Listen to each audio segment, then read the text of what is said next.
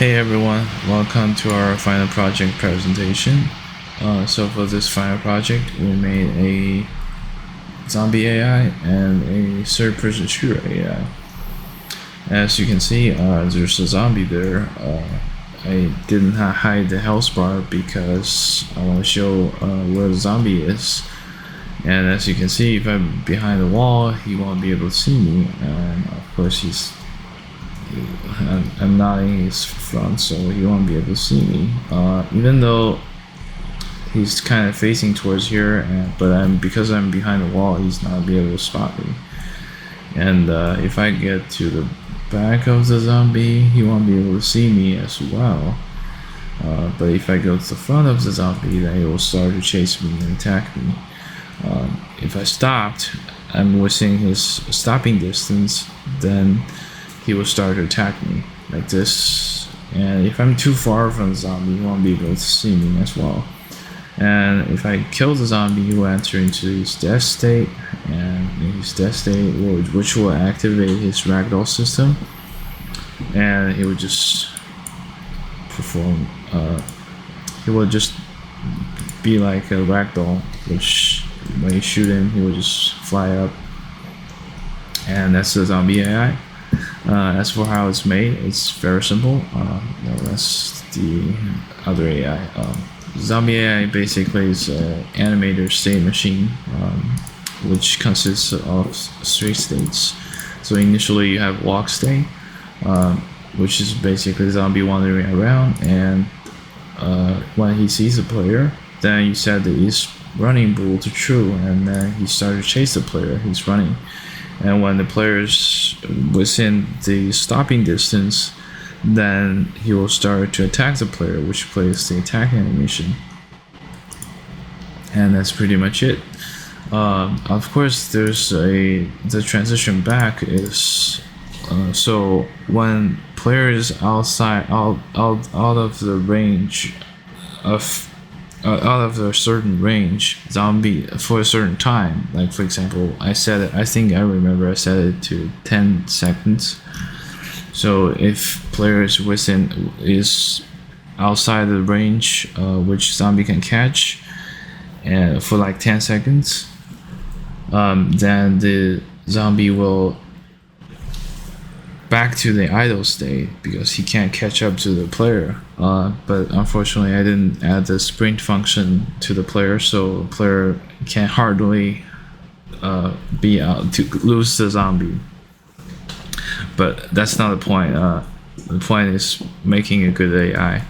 But you can lose this zombie because he will get tired.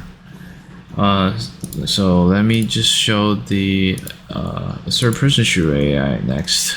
Let me disable this wall. And as for the third-person shooter AI, which let me check. Okay. So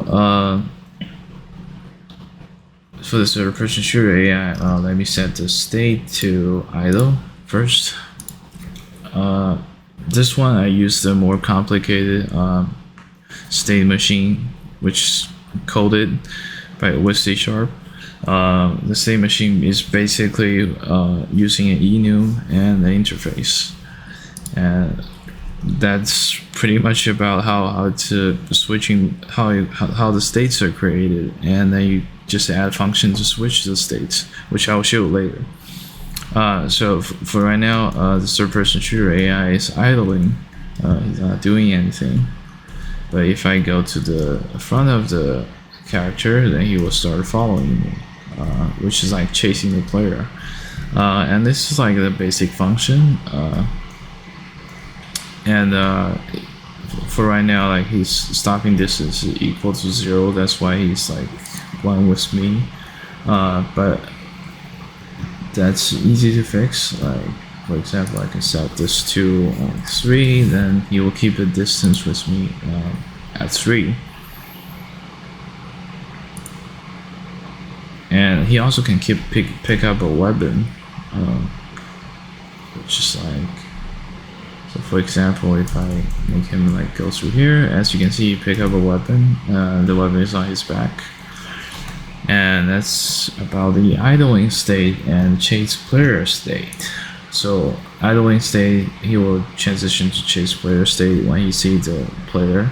As for the detection method, I basically used a dot product, which is like it's like a mass term. So you calculate the angle. I just put it 0 because 0 is 180 degrees in the front to the front, and you can see that's how you detect the player. And now if I turn the AI to find weapon stage, then he will behave more aggressively, which you will see in a second. Oh, because I added a stopping distance now, he won't be able to reach the weapon. So yes, I just changed it to 0.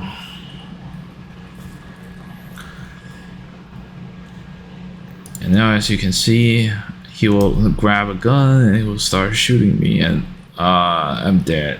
And when I'm dead, he will just lower his weapon, and that's just it. That's pretty good. And of course I can fight back with with another weapon, which let's try again. Okay, so but he's very accurate right now. I intend to like increase his dispersion of his gun.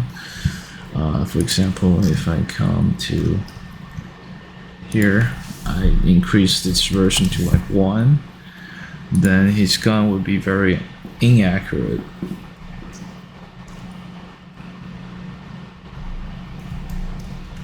Yeah, like he's sweet left and right, but I didn't get to shoot him, so I died again. And I can also lower his weapon's rate of fire. For example, like maybe 10. Then I will have less of a chance of dying. And so if I grab this weapon and I shoot him, yes, I kill him this time first. And as you can see, when he enters the death state, he activates the ragdoll, and I shoot him, he fly up. And that's how it is. That easy. And I can also shoot his gun as well, which is, I think it's pretty realistic. And that's the third-person shooter, yeah. And I remember I already showed the script last time with the state machine. This time I just add like more states. For example, death state, find player and attack player, find weapon and attack player. Of course, you find a weapon, you go to the weapon, and attack player is just aiming at the. So first that you acquire the target, which is the player, and then you aim at the player, and then you start your shooting. And then when the player is dead, you back to the idle state. If you're dead, then if the AI is dead, then go to this death state. And that's pretty much it. I think that's all of it. Okay, and thanks for listening.